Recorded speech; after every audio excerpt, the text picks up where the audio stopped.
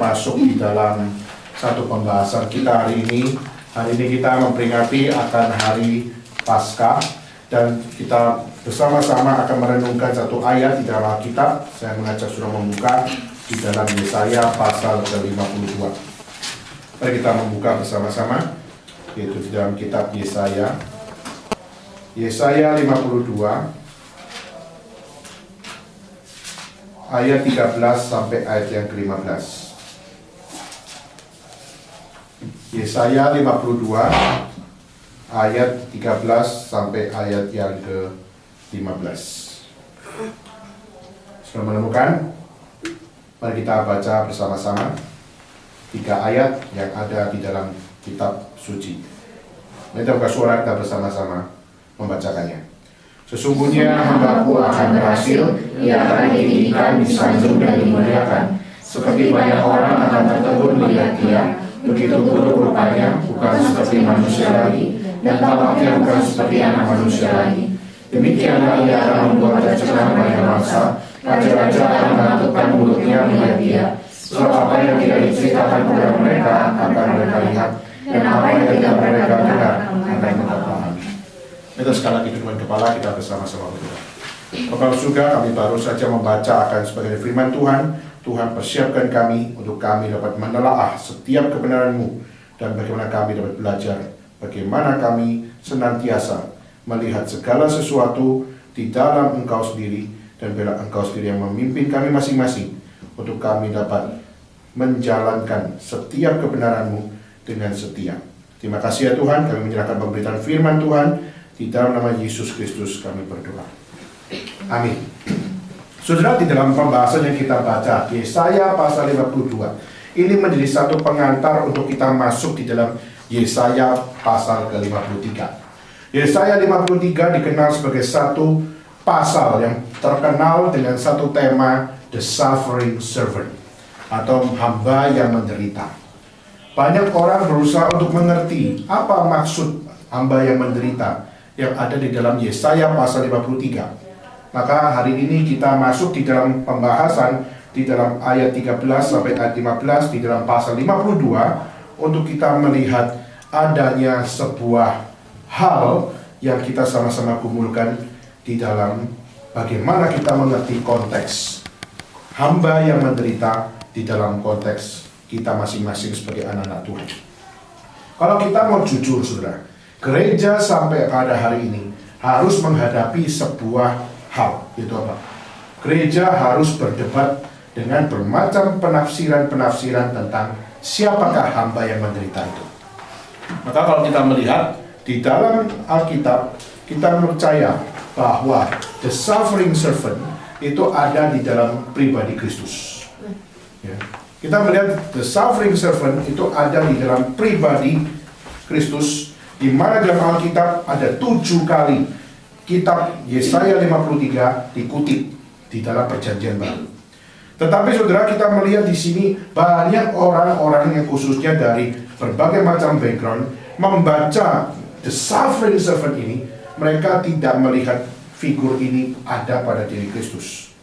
Maka saya akan mengajak saudara untuk melihat beberapa macam penafsiran tentang siapakah the suffering servant itu. Yang pertama saudara, yaitu dari orang-orang Yahudi. Orang-orang Yahudi percaya, khususnya yang di dalam Perjanjian Lama, khususnya di sini adalah orang-orang Farisi atau ahli Taurat. Mereka percaya bahwa apa? Mereka percaya bahwa the suffering servant di sini bukan bicara tentang Yesus, tapi the suffering servant di sini sedang membicarakan tentang nabi-nabi yang ada di dalam Perjanjian Lama. Kalau kita melihat nabi-nabi dalam Perjanjian Lama, banyak mereka yang menjadi nabi.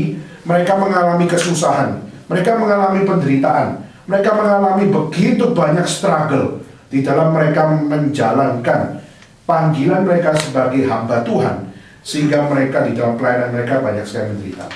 Kalau saudara lihat, Yesaya mati bukan di dalam pelayanan yang enak. Kenapa? Karena dia bukan mati dengan normal, dia mati dengan digergaji perutnya. Lalu kita melihat begitu banyak nabi-nabi, Elia, Elisa, kita melihat mereka mati bukan dengan mati secara wajar, tapi ada mereka yang harus digantung mati, lalu ada yang harus dibunuh, ada yang sampai tangan ditarik oleh kuda, kaki juga ditarik oleh kuda, akhirnya tubuh pecah-pecah kemana-mana.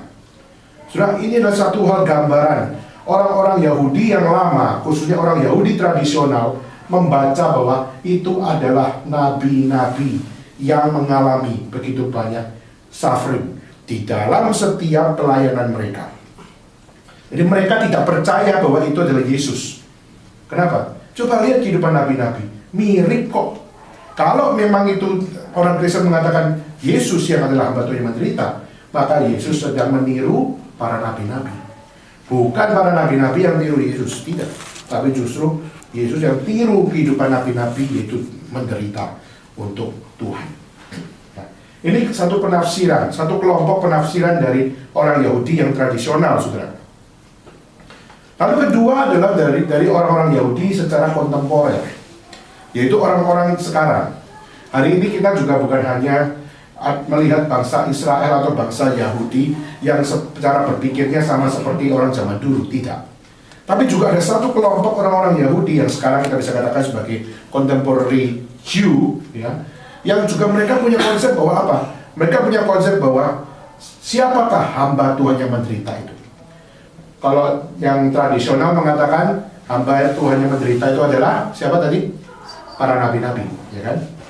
Nah, orang yang kita bisa katakan contemporary Jews, ini mereka justru adalah orang-orang Yahudi, tapi mereka yang percaya, oh, hamba Tuhan yang menderita itu adalah kami. Siapa kami? Kami adalah orang-orang Yahudi. Wah, ini kita pada saat melihat hasil ini, mereka seakan-akan, kamu kok bisa mengklaim dirimu adalah hamba Tuhan ya yang menderita. Kamu kok berani mengklaim dirimu menderita? Saudara, mereka memberikan jawaban, gitu kan.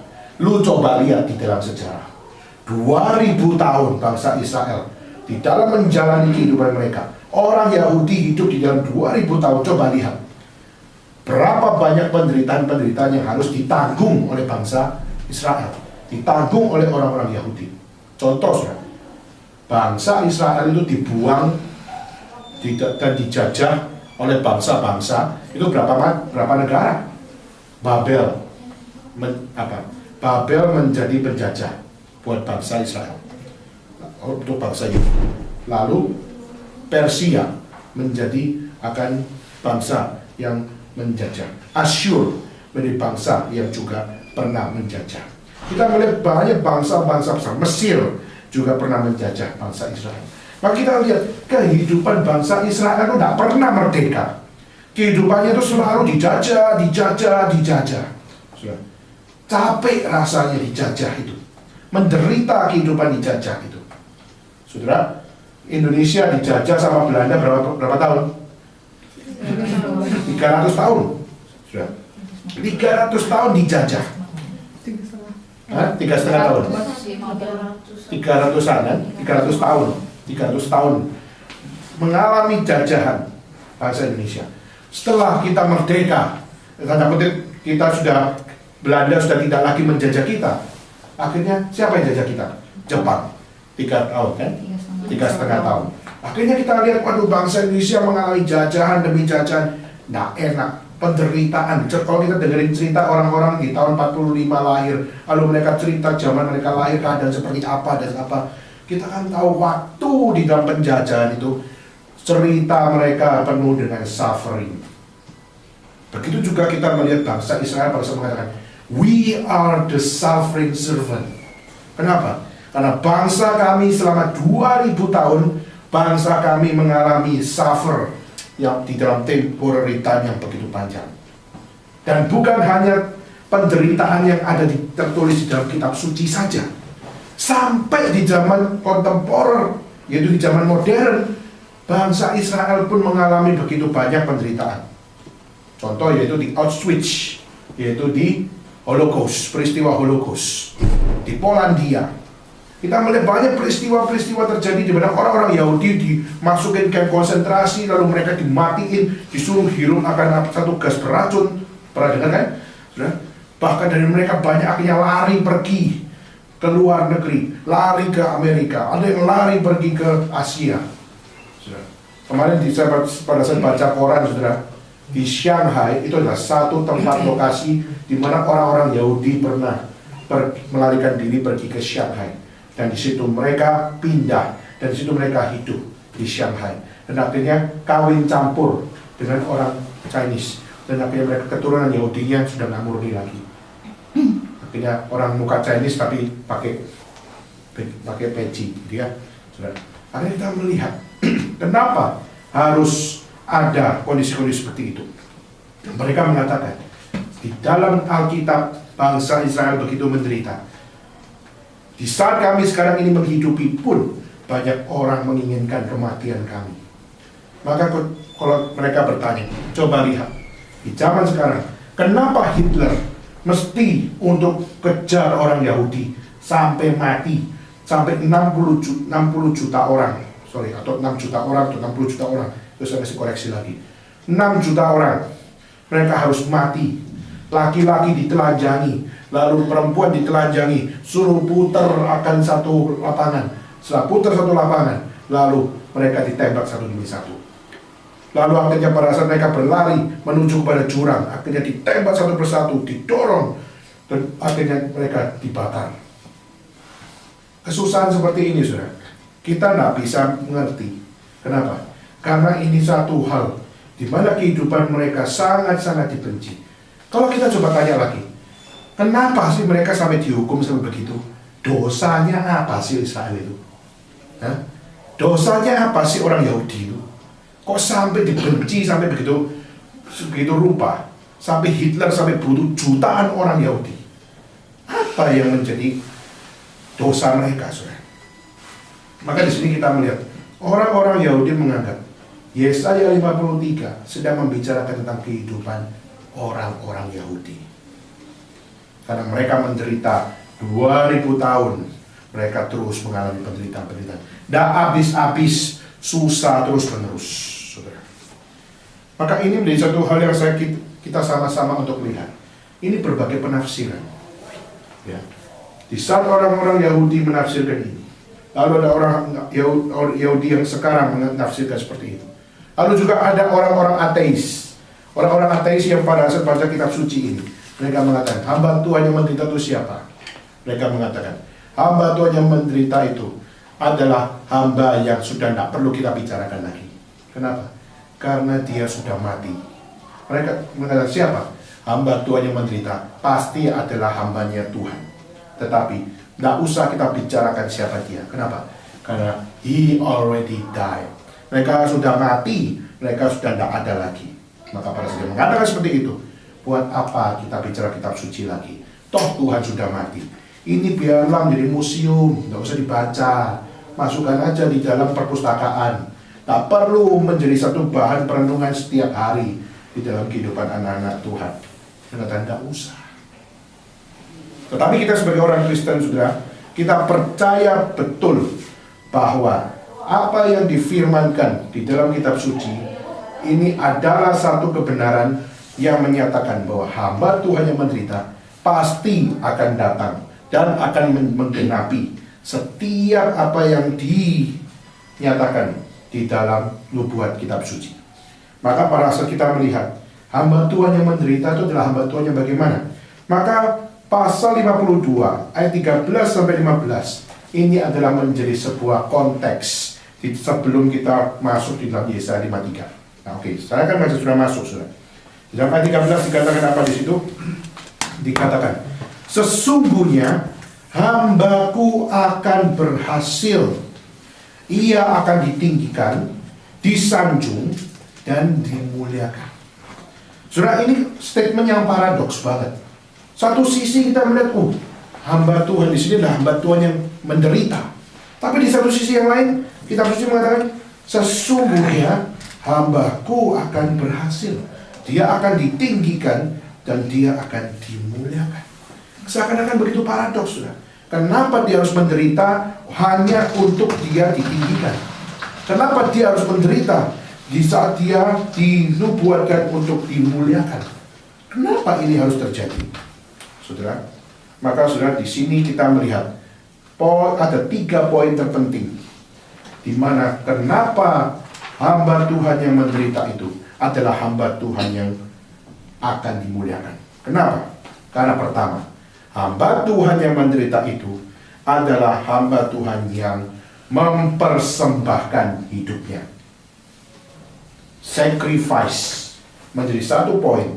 Hamba Tuhan yang menderita ini adalah hamba Tuhan yang memberikan sacrifice. What kind of sacrifice di situ? Sacrifice yang memberikan satu offering bahwa di saat manusia sudah berdosa, maka aku menderita bukan karena saya menerima penderitaan itu karena saya, tapi saya menderita karena saya menderita untuk manusia berdosa. Maka poin di sini, hamba Tuhan yang menderita di sini adalah persembahan atau adalah pengorbanan dosa manusia. Maka di sini kita melihat sacrifice, saudara. Maka kalau kita melihat di dalam tradisi Yahudi, coba di dalam tradisi Yahudi kita melihat orang biasanya memberikan persembahan atau memotong kambing atau memotong sapi itu di saat apa? Pertama, saudara, biasanya kambing, sapi, domba itu dipersembahkan kepada Tuhan di saat mereka mengadakan satu event gitu, Pak. Saya mau mengaku dosa di hadapan Tuhan. Jadi kalau kamu melakukan dosa di hadapan Tuhan, kamu mau minta pengampunan oleh Tuhan, maka kamu harus apa? Kamu harus tumpukin batu, lalu kamu mesti apa? Kamu mesti taruh akan binatang, lalu di situ umur 1 tahun adalah umur yang terbaik untuk binatang yang sehat. Lalu kamu harus sembelih, lalu kamu bakar, dan biarlah asapnya naik ke atas, sehingga ini menjadi satu persembahan yang harum di hadapan Tuhan. Itu konsep dari apa? Konsep Yahudi, yaitu mereka minta diampuni dosanya. Maka pengampunan dosa harus ada yang dikorbankan. Maka yang dikorbankan adalah apa? Yang dikorbankan adalah binatang. Itu pertama, di dalam tradisi Yahudi.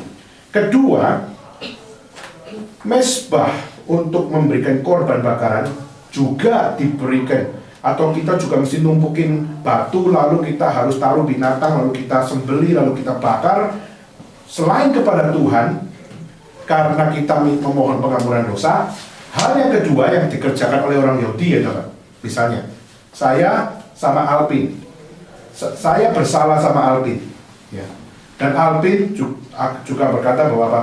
Dia bersalah kepada dia, saya bersalah sama dia, dan dia juga mau mengampuni saya.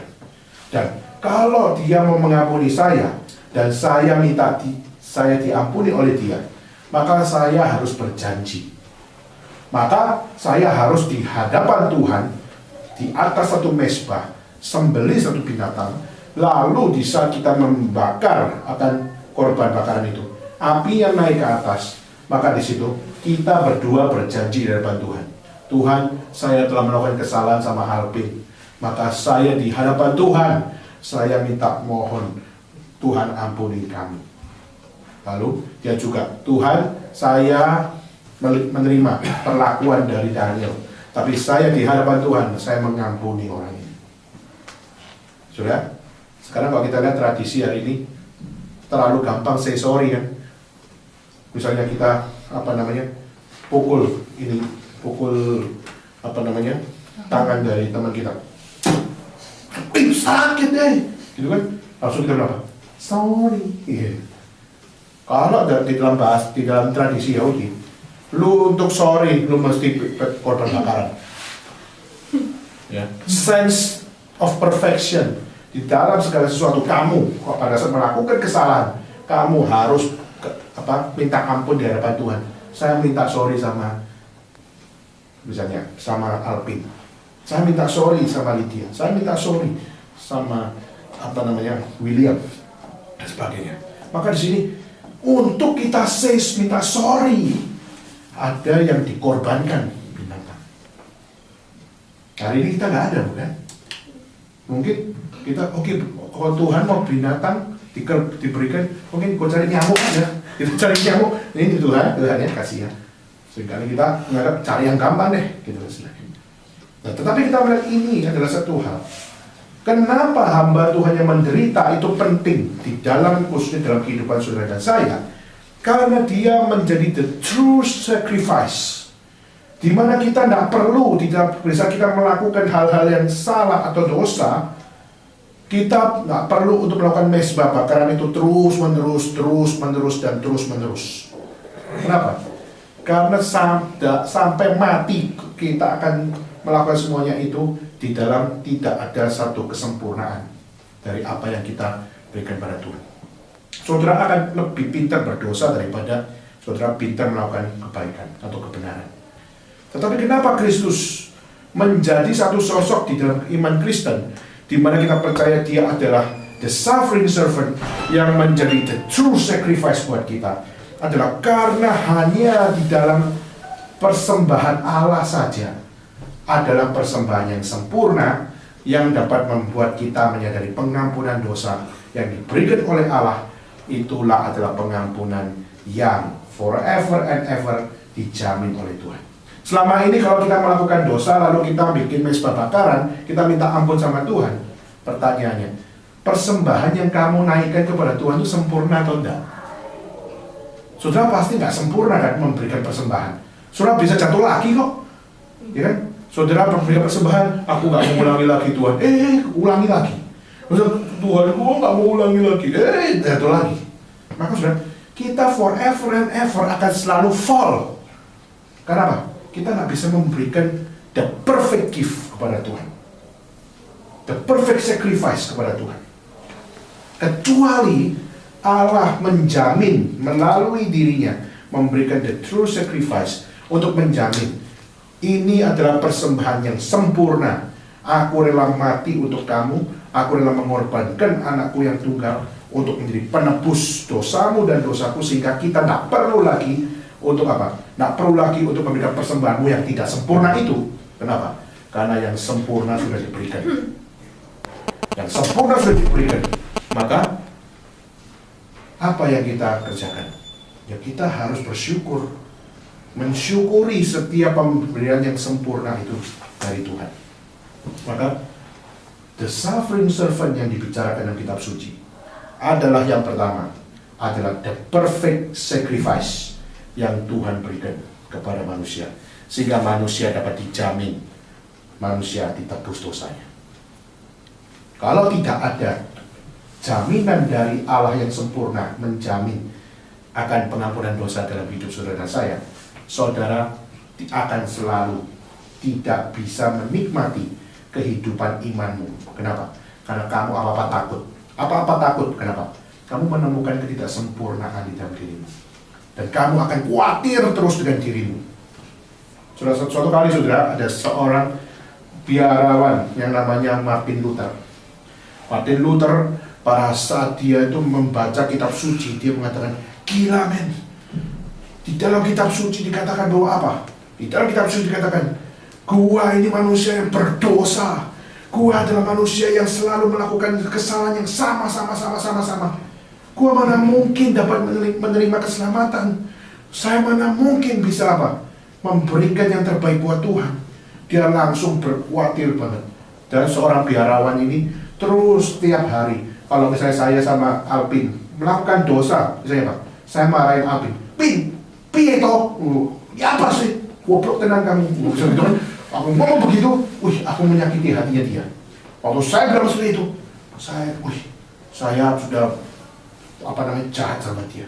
Lalu pada saya ngomong begitu, langsung di dalam konteks Martin Luther, dia di saat melakukan dosa, melakukan hal yang tidak terpuji, dia langsung pergi ke namanya confession room. Ya, di gereja katedral di sini ada satu ruang namanya confession room. Itu apa?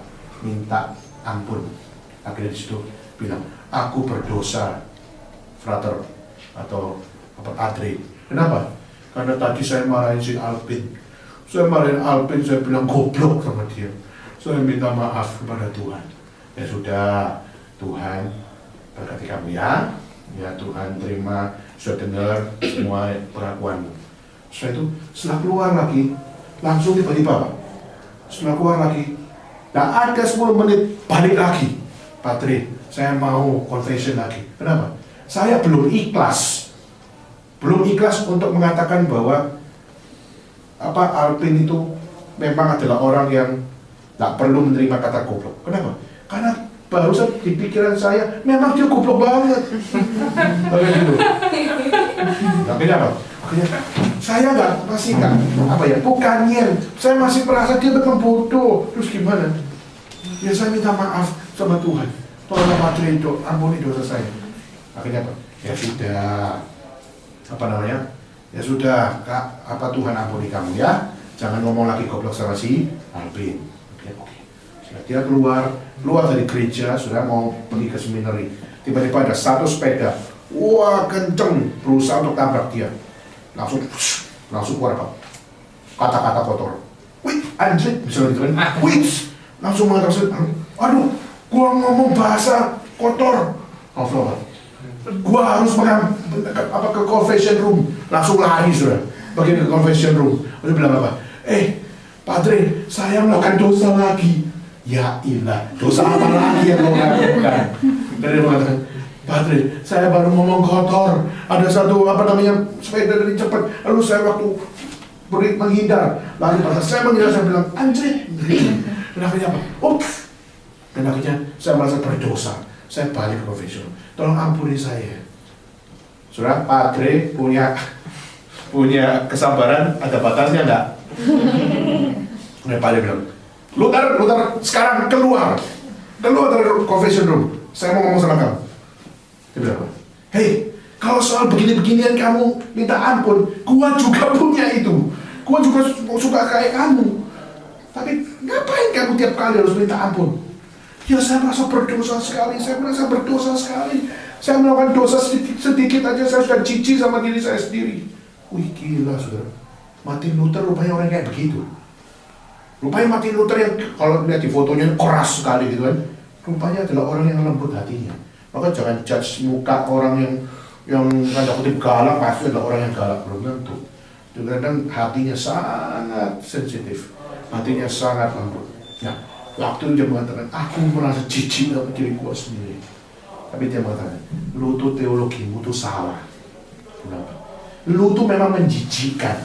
Kamu memang adalah manusia berdosa. Kamu gak pintar untuk melakukan hal yang suci. Tapi dia mengatakan satu kata yang saya selain suka, dan akhirnya itu jadi sebuah lagu. Turn your eyes upon Jesus. Dia mengatakan, matamu tuh jangan lihat dosamu terus. Kalau matamu lihat dosamu terus, kamu kagak akan bisa puas. Kenapa? Karena memang itu kualitas hidup kamu. Kamu memang berdosa, pinter berdosa. Tapi arahkan matamu, jangan melihat kepada dirimu terus-menerus. Karena kamu memang imperfect. Kamu adalah orang yang memang gak perfect. Tapi arahkan matamu, imanmu kepada Kristus. Karena hanya di dalam Dia saja yang sudah menjadi the true sacrifice, the greater sacrifice, sehingga saya bisa merdeka dari dosa. Dosamu sudah ditebus. Kamu memang gak bisa keluar dari dosa-dosa yang kamu kerjakan. Tapi di dalam Kristus kamu sudah ditebus. Kamu sudah ada korban yang hidup yang meneteskan darah untuk kamu. Maka jangan ngomel-ngomel lagi dengan apa yang ada pada dirimu. Cukup sadari kamu memang manusia berdosa dan kamu butuh Kristus. Maka kamu harus hidup, arahkan imanmu kepada Kristus dan jalankan setiap hidup kamu setia pada Kristus. Luther langsung, iya. Selama ini yang kuliah cuma diriku, gak beres. Akhirnya tiap hari kerjaannya gak melakukan penginjilan, gak melakukan pelayanan. Kerjaannya adalah store muka di confession room. Akhirnya ini adalah satu pembelajaran. Akhirnya Martin Luther mengatakan, saya dibenarkan bukan karena perbuatan saya. Saya dibenarkan oleh Allah adalah karena iman yang adalah anugerah yang diberikan kepada saya melalui Kristus Yesus, sehingga saya dapat dijamin saya diterima oleh Tuhan. Maka no one can realize bahwa Kristus adalah satu-satunya yang dapat memberikan jaminan kamu dapat hidup di dalam dunia ini. Di dalam ketidaksempurnaan kamu matamu melihat kesempurnaan di dalam Kristus. Itu poin pertama. Poin kedua, saudara, hamba Tuhan yang menderita yang ada dalam kitab suci dikatakan adalah yang akan berhasil, yang akan ditinggikan, disanjung, dan dimuliakan. Kenapa, saudara? Kedua, karena hamba Tuhan yang menderita itu adalah hamba Tuhan yang akan memberikan reconciliation. Itu apa? Memberikan akan satu hal, hubungan saudara yang sudah rusak itu dengan Tuhan, ya kan? Manusia jatuh dalam dosa, maka hubungannya rusak kan? Maka manusia di dalam keadaan rusak di situ. Manusia yang akhirnya merasa terpisah dari Allah, akhirnya manusia terjatuh di dalam alienation. Itu apa? Menganggap dirinya jadi Allah. Tetapi saat Kristus datang ke dalam dunia dan dia menjadi the true reconciliation between God and man, maka pada saat dia datang ke dunia dan menjadi the true sacrifice, maka hubungan saudara dan saya kembali diintimkan di dalam Kristus. Seringkali teman gua nggak bisa lagi balik ke rumah Tuhan. Kenapa? Karena gua jijik sama diri gua sendiri. Tapi Kristus mengatakan, datanglah kepadaku, hei engkau yang letih lesu dan beban berat, aku akan memberikan kelegaan bagimu. Dan kelegaan itu diberikan melalui apa? Kelegaan itu diberikan melalui dirinya sendiri, yaitu mati, menebus dosa, dan memberikan kelegaan. Saudara dapat menerima hubungan dengan Tuhan. Maka saudara, inilah sebuah hal yang indah. Saudara dan saya bisa dibawa dalam satu relasi kembali kepada Allah hanya di dalam reconciliation by Christ Himself. Maka ini yang harus kita sama-sama untuk lihat. Berarti di saat manusia tidak ada satupun yang berusaha bisa menjadi memberikan reconciliation kepada kita, the one and only ada diberikan, yaitu di dalam Kristus Yesus. Itu hal yang kedua. Hal yang ketiga, hamba Tuhan yang menderita di situ bukan hanya menjadi the true sacrifice yang memberikan akan the great reconciliation, tapi yang ketiga yaitu yang memberikan redemption, the true redemption, penebusan yang benar. Sehingga apa, saudara? Sehingga saudara bisa diterima oleh Allah. Saudara ditebus, dibayar oleh Allah. Kenapa dibayar oleh Allah? Karena saudara, kita tidak punya perfection dalam diri kita, dan Dia yang perfect, Dia yang menjamin kita masing-masing. Maka ini menjadi sebuah hal yang saya kenapa terus untuk gumulkan, saudara. Kenapa? Karena jika kita lupa 3 poin ini di dalam diri hamba Tuhan yang menderita ini, maka kita tidak mungkin dapat hidup dengan sukacita sebagai anak Tuhan. Karena hamba Tuhan yang menderita itu memberikan the true sacrifice for us, memberikan the greater reconciliation for us, dan memberikan akan satu hal, yaitu setiap kita dapat apa tadi? Ketiga apa? Redemption, the true redemption for us. Dan semuanya ini dinyatakan dalam satu dasar, yaitu apa? Memuliakan Tuhan.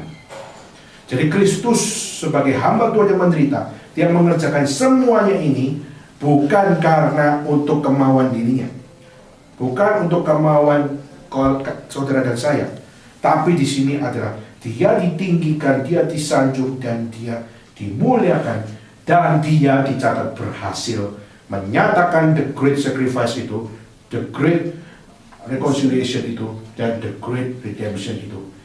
Dia lakukan berhasil. Dia lakukan di dalam ditinggikan, disanjung, dan dimuliakan. Ini adalah penggenapan nubuat yang Tuhan tanamkan.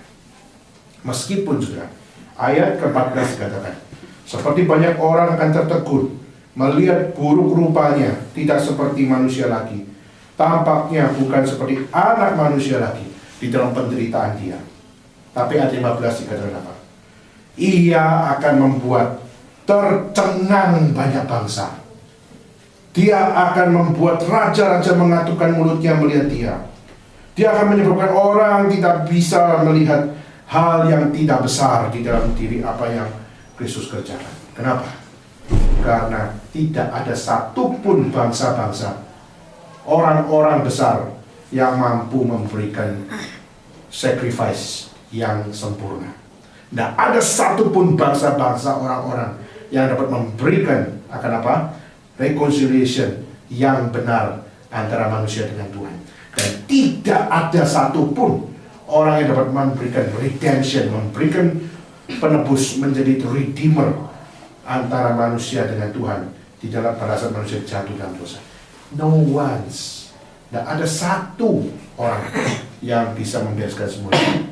Maka Alkitab mencatat, the one and only suffering servant yang bisa memberikan 3 hal terpenting ini cuma ada di dalam Yesus Kristus.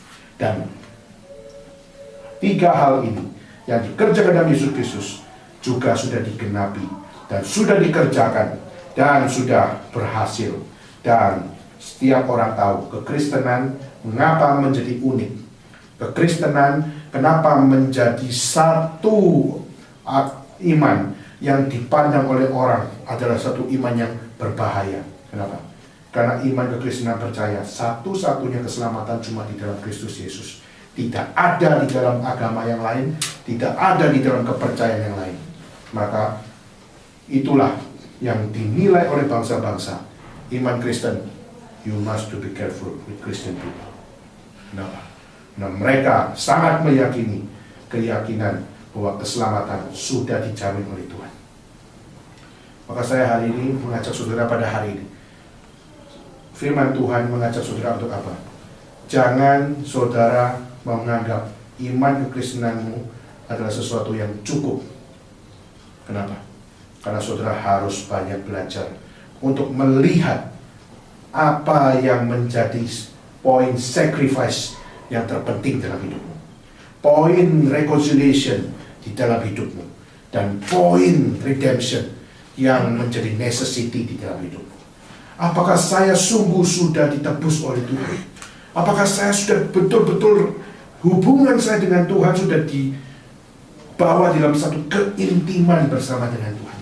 Dan apakah saya sudah melihat Dia sebagai korban hidup yang mematikan dosa dan membawa saya kembali kepada Tuhan? Maka melalui sharing hari ini saya mengajak saudara untuk mari saudara jalani iman kita dengan introspeksi yang jujur. Kita berdoa, Tuhan, biarlah saya mau menerima Engkau lebih. Saya mau meyakini lebih. Dan bukan itu saja, saya mau dipakai Tuhan lebih. Mungkin pada saat saya mau dipakai oleh Tuhan, mungkin saya akan lebih menderita. Tetapi bukan penderitaan yang menjadi poin saya. Nah, yang poin saya adalah meskipun mungkin penderitaan akan kita alami, tapi kita adalah hamba Tuhan yang berhasil. Kenapa? Karena kita tahu siapa yang sudah menebusku, siapa yang sudah memperbaiki relasiku dengan Tuhan, dan siapa yang sudah menjadi korban hidup buat saya. Maka sudah, mari kita bersama-sama berdoa pada Tuhan. Berdoa untuk diri kita, berdoa untuk rekan sebelah kanan dan sebelah kiri kita, dan kita bersama-sama berdoa supaya kerohanian kita semakin dekat dengan Tuhan, semakin benar, tidak main-main, tapi kita sungguh-sungguh mau Tuhan pakai kami menjadi orang-orang Kristen yang sungguh-sungguh bersandar hanya kepada Tuhan. Mari kita pakai berdiri bersama-sama. Bapa, terima kasih. Bapa, terima kasih. Bapa di dalam surga, puji terima kasih. Amin. Minta Alvin dan juga minta untuk Sung berdoa. Tuhan, terima kasih Tuhan atas berkat firman-Mu pada malam hari ini. Tuhan, kami betul-betul diingatkan kembali Tuhan betapa korban-Mu, betapa korban penebusan-Mu di atas kayu salib itu sudah sempurna bagi kami Tuhan. Tuhan, ampuni setiap kami Tuhan jika kiranya Tuhan dalam keseharian kami lupa akan pengorbanan-Mu yang sempurna itu. Kami lupa akan harga yang telah Engkau bayar demi menebus kami Tuhan. Ampuni kami Tuhan Oh Tuhan, ajar kami, Tuhan selalu mengingat pengorbanan-Mu di atas kayu salib, dan itu akan menjadi kekuatan bagi kami Tuhan untuk terus memegang setiap salib yang ada di dalam diri kami Tuhan. Terima kasih Tuhan, Engkaulah teladan kami, Engkaulah tuntunan hidup kami, Engkaulah batu penunjuk kami Tuhan. Roh Kudus bimbing kami Tuhan, beri kami kekuatan supaya kami dapat menjalaninya Tuhan. Terima kasih Tuhan Yesus, dalam nama Tuhan Yesus kami berdoa. Ya Bapak, terima kasih ya Bapak, karena kami semua bisa diberi suatu kesempatan ya Bapak untuk berkumpul di sini ya Bapak, merayakan hari Paskah-Mu ya Bapak. Ya Bapak, terima kasih ya Bapak atas firman-Mu ya Bapak pada hari ini ya Bapak, yang boleh ya Bapak keluar dari mulut Kodan ya Bapak. Ya Bapak, ampuni kami semua ya Bapak, karena selama ini kami terlalu sering berkutat dalam dosa kami sendiri, dalam celah kami sendiri, dalam kekurangan kami sendiri yang kami akhirnya hanya dalam bergelut dalam itu ya Bapak. Kami terlalu buta ya Bapak untuk melihat pengorbanan-Mu yang begitu besar ya Bapak, anak-Mu yang tunggal ya Bapak. Kami terlalu buta ya Bapak untuk melihat itu semua ya Bapak. Ya Bapak, maafkan kami semua ya Bapak, karena kami terlalu sering ya Bapak mementingkan diri kami sendiri ya Bapak, padahal hanya diri-Mu saja ya Bapak yang terpenting ya Bapak. Ya Bapak, terima kasih ya Bapak, karena hari ini ya Bapak Engkau menyadarkan kami sekali lagi ya Bapak, dalam hidup kami ya Bapak yang sementara di dalam dunia ini ya Bapak. Terima kasih ya Bapak, karena Engkau telah mengajarkan kami ya Bapak hidup yang sebenarnya ya Bapak. Bapak serahkan semuanya hanya dalam tangan-Mu ya Bapak. Bapak biarlah ya Bapak firman-Mu tidak melalui kami ya Bapak. Hanya dalam nama Tuhan Yesus kami berdoa. Haleluya, amin. Aku percaya kepada Allah, Bapa yang Maha Kuasa, Tuhan dan bumi, dan kepada Yesus Kristus, Anak yang tunggal Tuhan kita, yang dikandung dari Roh Kudus, ada dalam Maria, yang kita sengsara di bawah pemerintahan Pontius Pilatus, disalibkan, mati dan dikuburkan, turun dalam kerajaan maut, pada hari yang ketiga bangkit pula dari orang mati, naik ke surga berdiri sebelah kanan Allah, Bapa yang Maha Kuasa, dan dari sana Ia akan datang untuk menghakimi orang yang hidup dan yang mati. Aku percaya kepada Roh Kudus, gereja yang bersama, persekutuan orang kudus, pengampunan dosa, kebangkitan tubuh dan hidup yang kekal. Amin. Silakan duduk.